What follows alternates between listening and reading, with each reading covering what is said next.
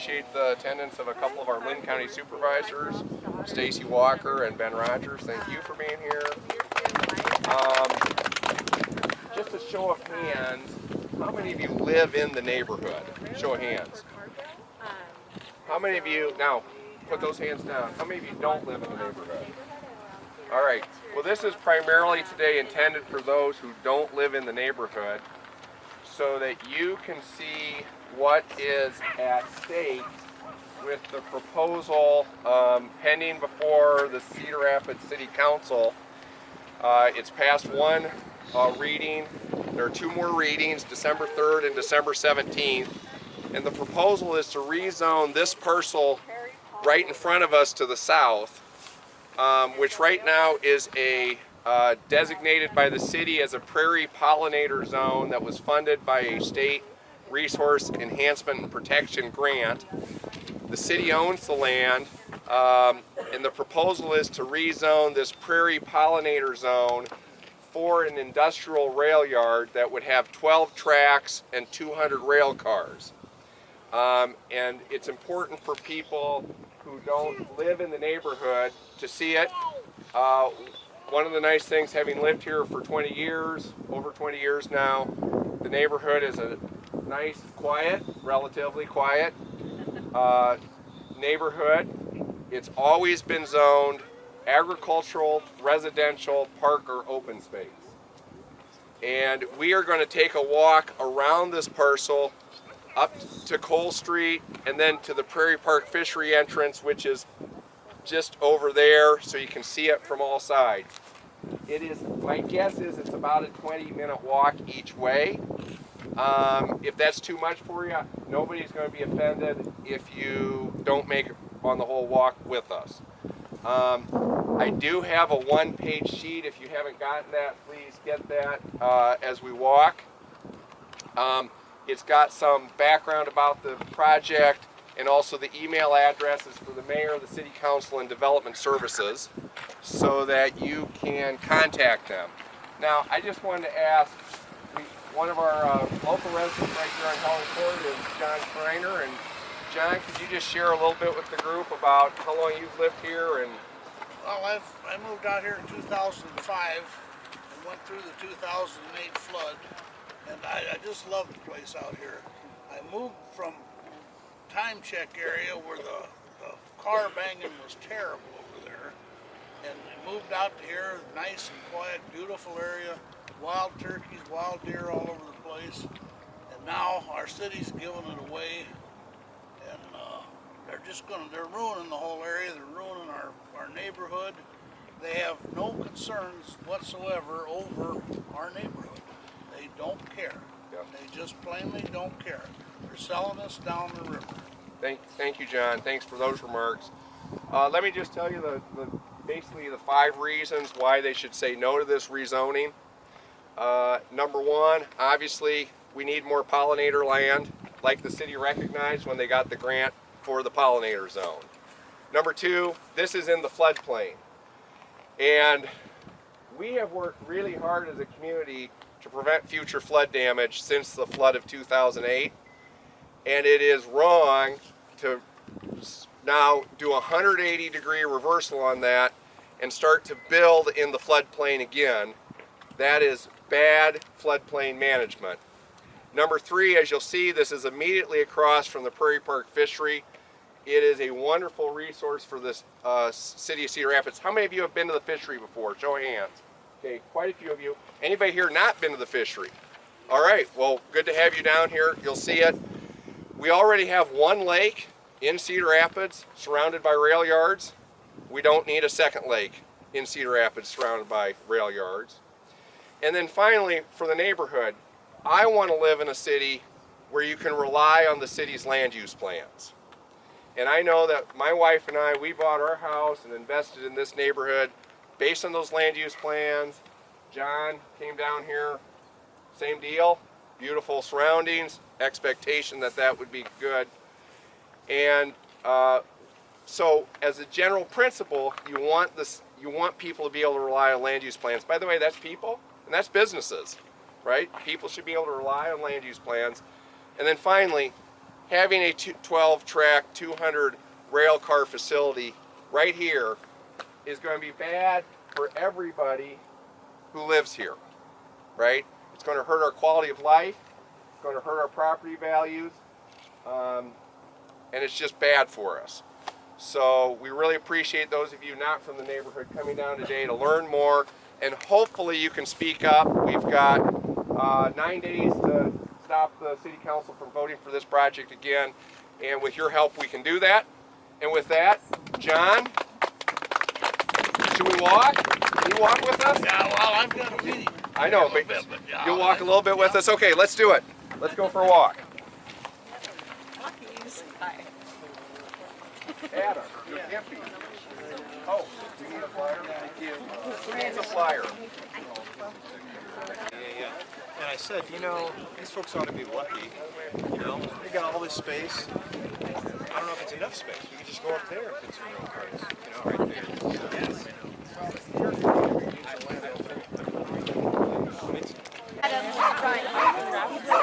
Okay, this is not a long stop. I just wanted to give you, this is a little bit of a panoramic view of the Prairie Pollinator Zone where the rail yard would be built. But then my boss was like, The Prairie Park Fishery behind it.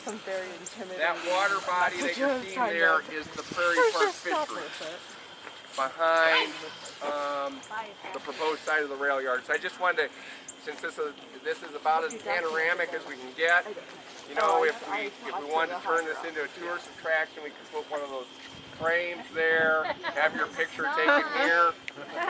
It would require a little additional work. But I just wanted to highlight this for your attention, and now we can keep walking. Thank you. The wildlife refuge sign that had been here for decades had been here the whole time I'd lived here, and then the city concluded that this had never been designated a wildlife refuge and those signs weren't supposed to be here, just so you know that background.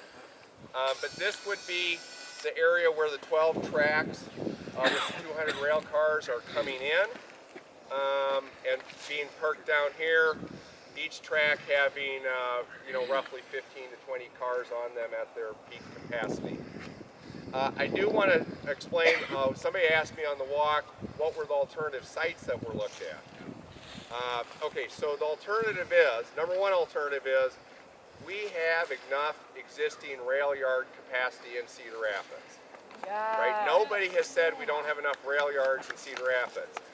The problem becomes the economic transaction between Cargill and the Union Pacific, and Cargill is saying, without providing any public documentation of it, that the Union Pacific's cars have become too expensive and they're not providing enough cars when we need them. Okay? Well, that's a dispute that should go to the Surface Transportation Board, the federal agency that regulates railroads, not get dumped in this neighborhood. Okay? But people who said, what? So let's assume you don't do that. You need an alternative. One site was the farm at the entrance of the Prairie Park, the driving entrance of the Prairie Park Fishery. You can see that if you drive by it. More recently, this landowner has proposed having the rail yard built down here. Is Kerry still with us? I think he had to go home. I think somebody, is that the Logan parcel? Is that Lucas? Lucas parcel. Anyhow, so apparently there's some interest there. By the way, not nuts about that. Never been part of the land use plan in Cedar Rapids, but at least for the residents of Helen Court, that would be a better site than converting the Prairie Pollinator Zone. And the important thing is that when the city and Cargill says they've exhausted all possibilities, they haven't exhausted all possibilities. So that's the significance here of this stop. Is there anybody else who wants to have a question or share anything? Yeah. Hold. Sorry. Yeah, go ahead. All that area is, you know, we got the hills already. It's, you know, you can't see it from Otis Road. You know, even the folks on the other side of Otis Road. Right. You would not be able to see this site here. Again, it would be in the 2008 floodplain. That's not good. It would alter the use of this area. Not good, but probably less bad than this. And you know, hate to live in a world where your goal is less bad. I thought we wanted good things for our residents. Let's go Supervisor Walker. Senator Hogg, is Cargill in danger of going out of business if this rail yard doesn't happen? Okay. Are they a profitable business? Yeah. Cargill is a privately owned multinational corporation. It's not publicly traded, so somebody said, boy, it sounds like they're making a lot of money, I'd like to invest in it. You can't. It's owned by a family. Last year it had well in excess of $1 billion in profits. I don't know the exact number globally. 114.685 billion. Wow. It made a lot of That's a money. lot. Thank you, Supervisor Walker. Now they do claim that this would, if they don't get this, they might make changes in their plant. After the flood of 2008, just to bring the plant back, they invested over $200 million. That plant is worth more than $400 million to them. And it's hard for me to imagine they would just walk away from a $400 million plant because they can't work it out with the Union Pacific on getting the rail cars they need when they need them, right? Yeah. Right. But, you know, then you also get to the decision, well, is in the 21st century, you know, if it push came to shove, is that, would anybody locate that plant there today, right? No. No. There are No. plenty of other places Yeah. in the Cedar Rapids area and in Iowa where you could have a plant with good rail access and good truck access for the farmers who want to bring their grain to the Cargill plant. But look, you know, these are serious issues. The solution is not to ruin this neighborhood, not to put it in the floodplain, not to ruin the Prairie Park Fishery. Robin, you had something. My recollection is, Rob, that back after the flood, Cargill bought the flats, and you know, that would maybe not be a great place in terms of flooding since that flooded severely, but at least it would give the big apartment buildings in New Bow something to look at. Well, okay, so I don't know the history. There are other people here who I'm showing the history of the flats better than I do. There's a long oral tradition there about the flats. Having only lived in Cedar Rapids 21 years, I don't know. I do believe if they didn't need 200 cars, it would be relatively easy to add rail car storage capacity adjacent to the plant. You could go west of the existing plant. There is room between Otis Road and the existing rail line, especially if you wanted to redo Otis Road. You should all understand the city, and I'm a strong supporter of this, is in the process of building a $700+ million flood protection system that will protect Cargill's plant. It does not protect this neighborhood. They decided that this neighborhood it wasn't cost effective to protect, but it does protect the Cargill plant, and I support that. But while you're doing the construction to add permanent flood protection for the Cargill plant, I believe it would be relatively easy to add rail car storage for somewhere around 50 to 100 rail cars near the Cargill plant. And I have seen nothing public that says, why do you need 200 rail cars and why isn't 50 to 100 rail cars enough? So you're telling me that the public has not seen any data to justify the size or location of the rail cars or the number of rail cars they need? I'm checking with John and others who live in the neighborhood who have been living with this.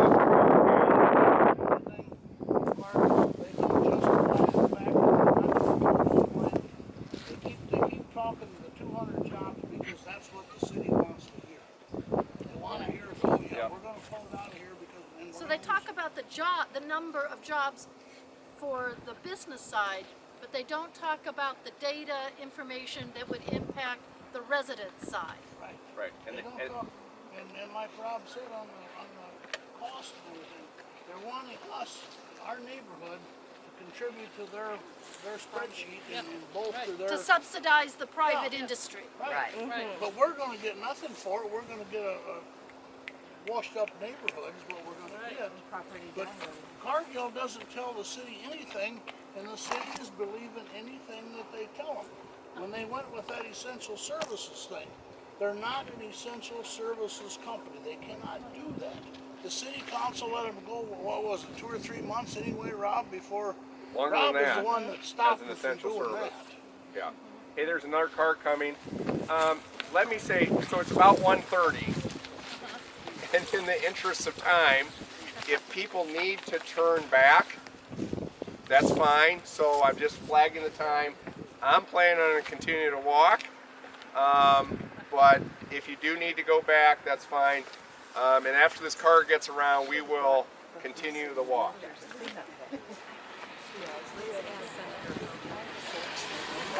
Oh, thank you for saying that.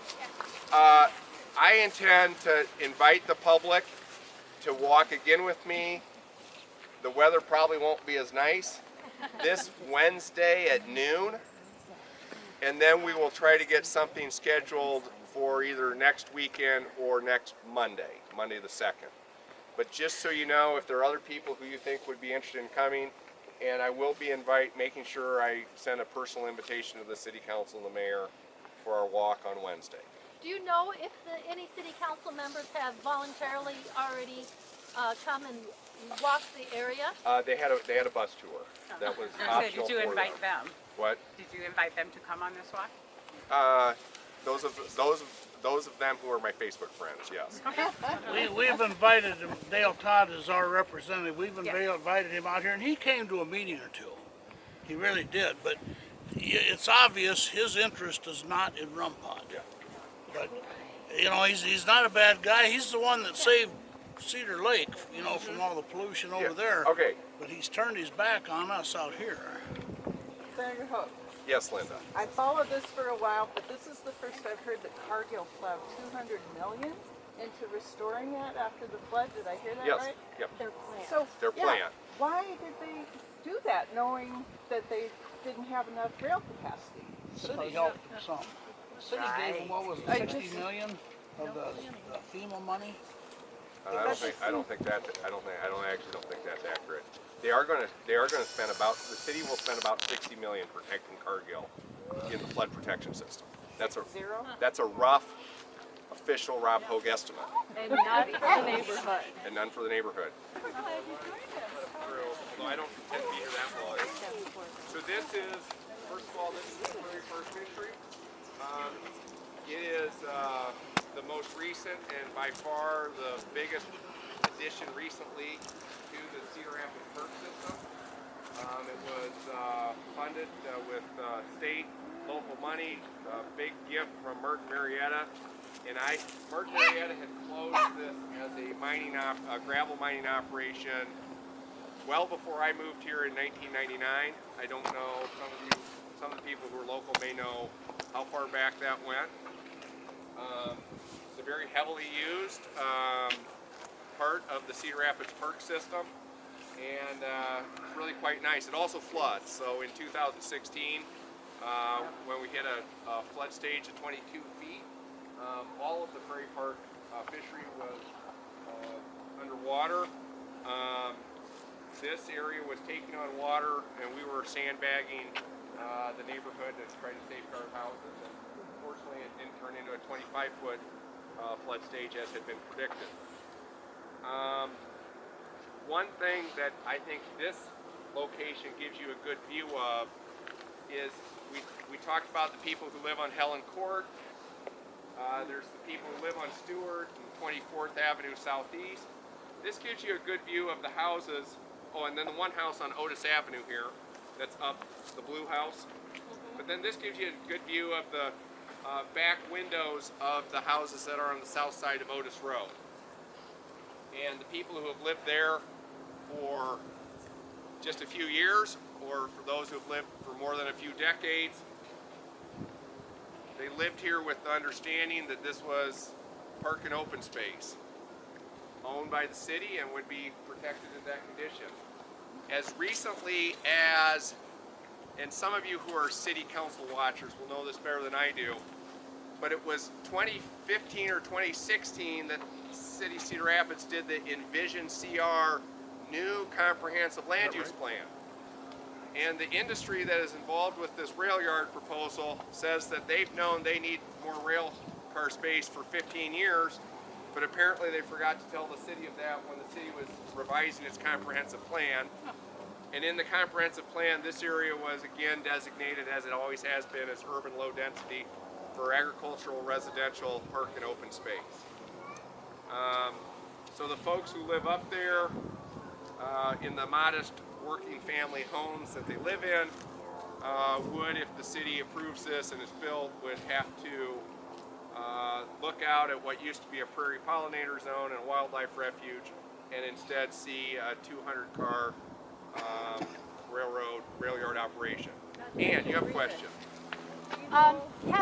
Has a realtor assessed the impact on property values of having a rail yard here? Yeah. Property being a lot of people's major life investment. Yes. To my knowledge, the neighbors have not hired anybody. Neighbors, I'm looking around to see if anybody can correct me on that. But Cargill did, and the real estate appraisal that they had said it would not hurt their values. Which, I mean, just to point out, if that's true, one of the conditions, by the way, one of the problems in this process, same time you're trying to stop it, the city also forces you to say, well, how can you make it less bad? Because they don't segment that decision making. They just say, we're going to cite it. So one of the things I've suggested is, if you're confident that that appraisal is right, just guarantee all our property values. Because someday we'll either die or move, and when we do that, as you point out, this is a major financial investment in people's lives, is a home. So we, that's where that is at. Let me make one other thing. One of the council members said at the meeting in August, well, there are places in this country where people are building $1 million condominiums that overlook rail yards, and the example was from New York City.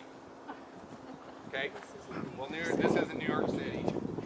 But here's the point I want to make. If you choose where to live based on the land use plans, and you've chosen to live here because of the land use, are you the sort of person who wants to live next to a rail yard? No. If you are the sort of person who wants to live next to a railroad yard or an active railroad, you can choose in Cedar Rapids to live there.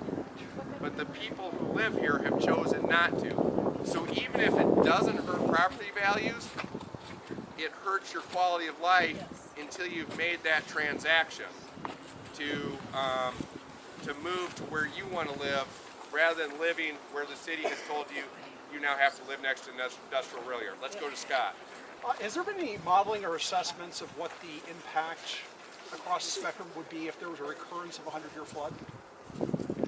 Well, just for this area. Yeah.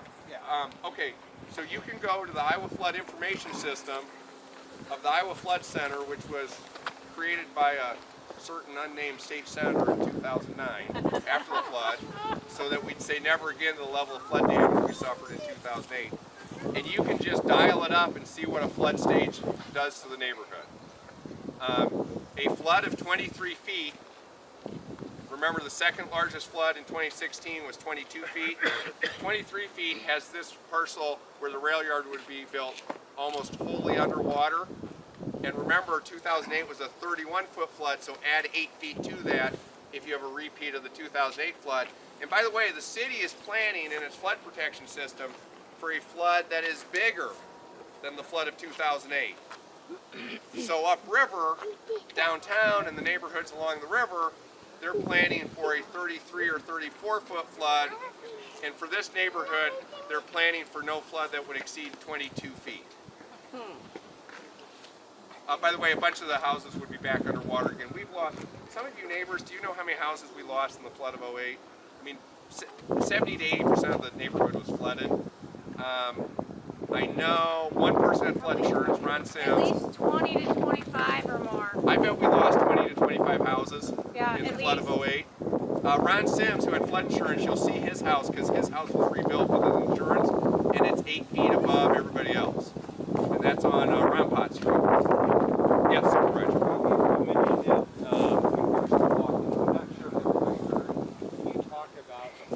Yes. Yeah. Okay.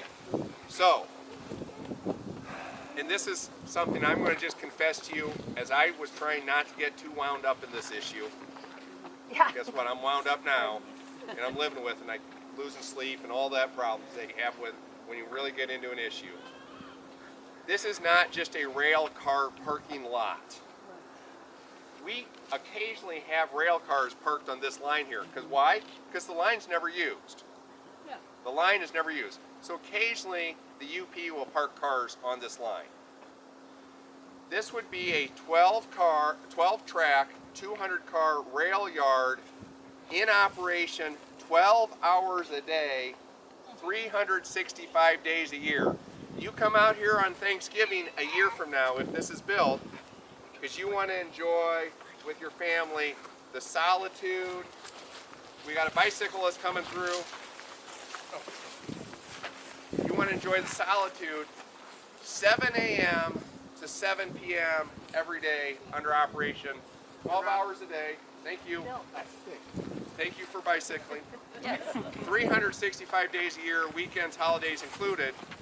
And you know, this time of year, I was out here the other day at 4:30 to enjoy a beautiful sunset over, you know, out for a walk. The sun was setting, it was beautiful, and I'm thinking, yeah, there's a rail car in operation. Now the facility manager at Cargill did say that if they get their work done in 8 hours, it will only operate 8 hours. Linda.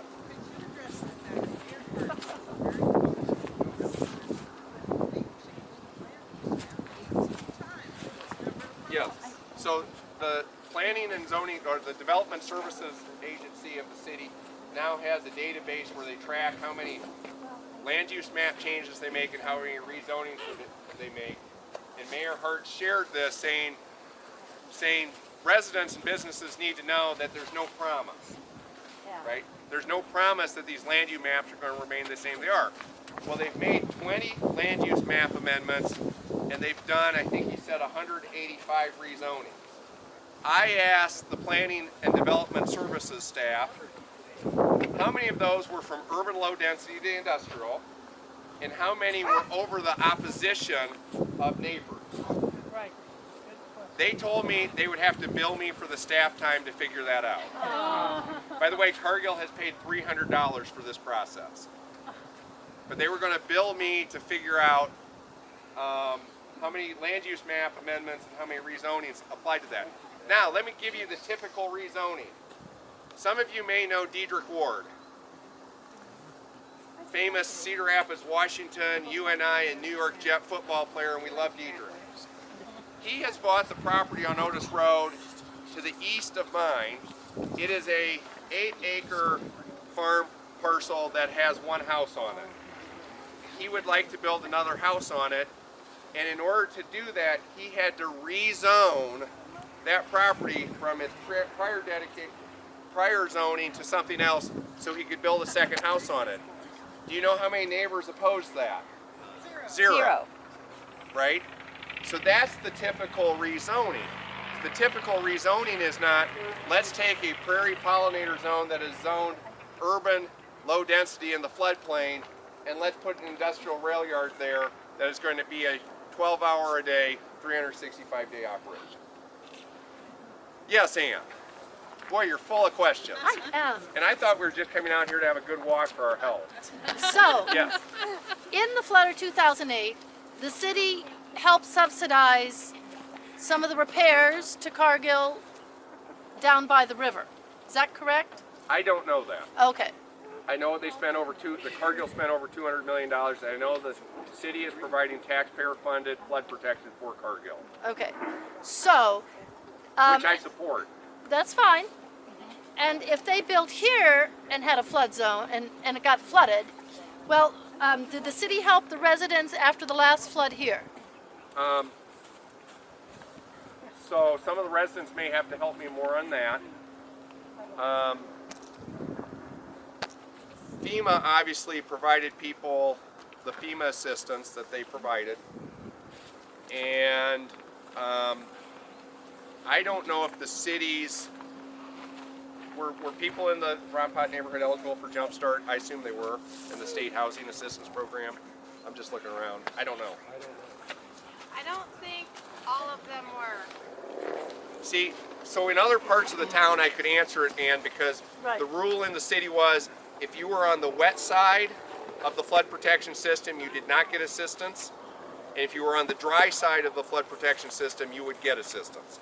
That was the rule from November 2008 on. I just don't know if they applied that in the Rompot neighborhood or not. All right. Anybody else?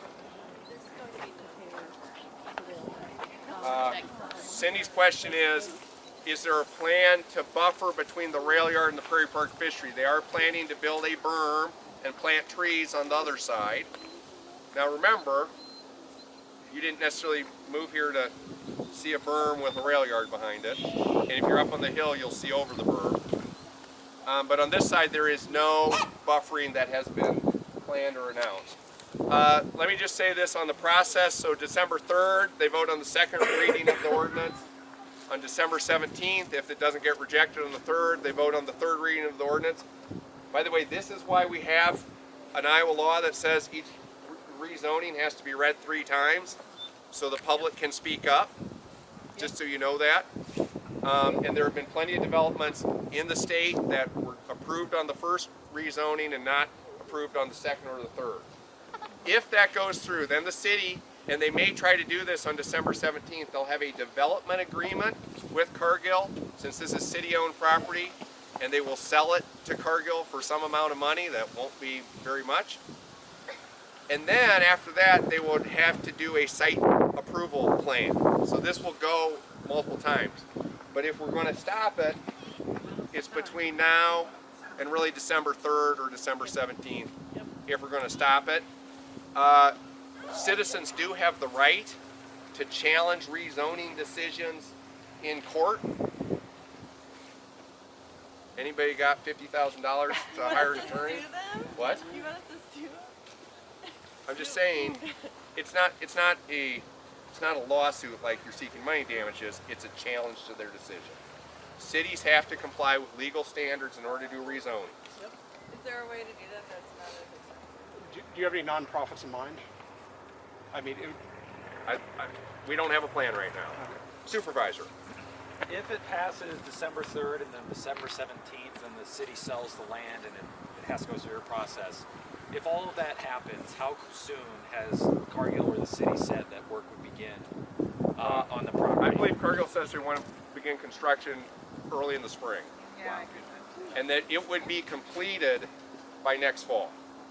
So 1 year from now, there would be an operational rail yard here if this goes through.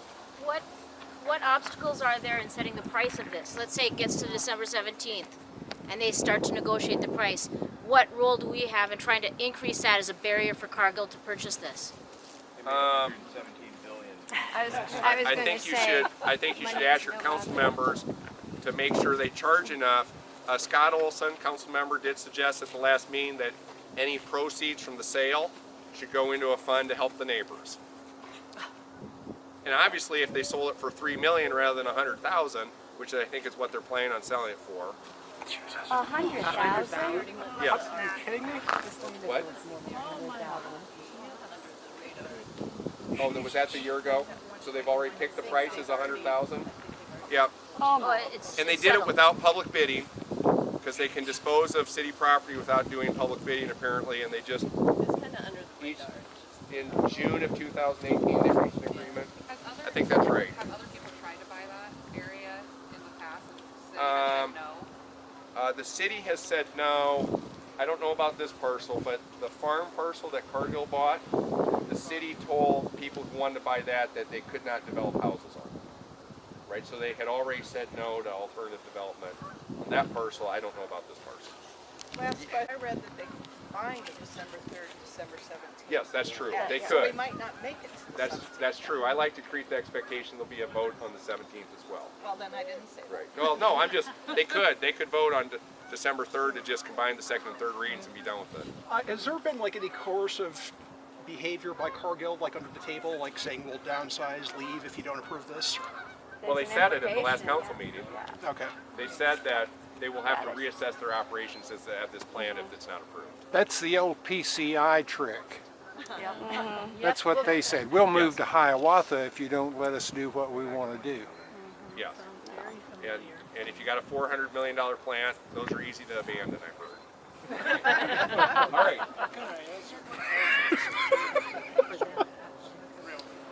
They have said that they're not going to store any DOT hazardous materials in these rail cars because they're only going to be putting their product from the Cargill plant there, which is What about the air?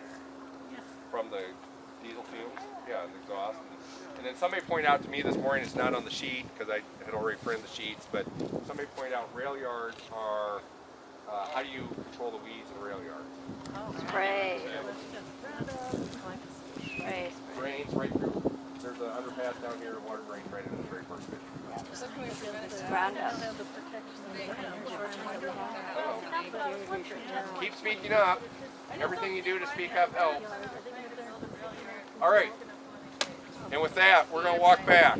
Rob, is there Yes, any value Sylvia. besides, coming as a strong advocate for Yes. maintaining this?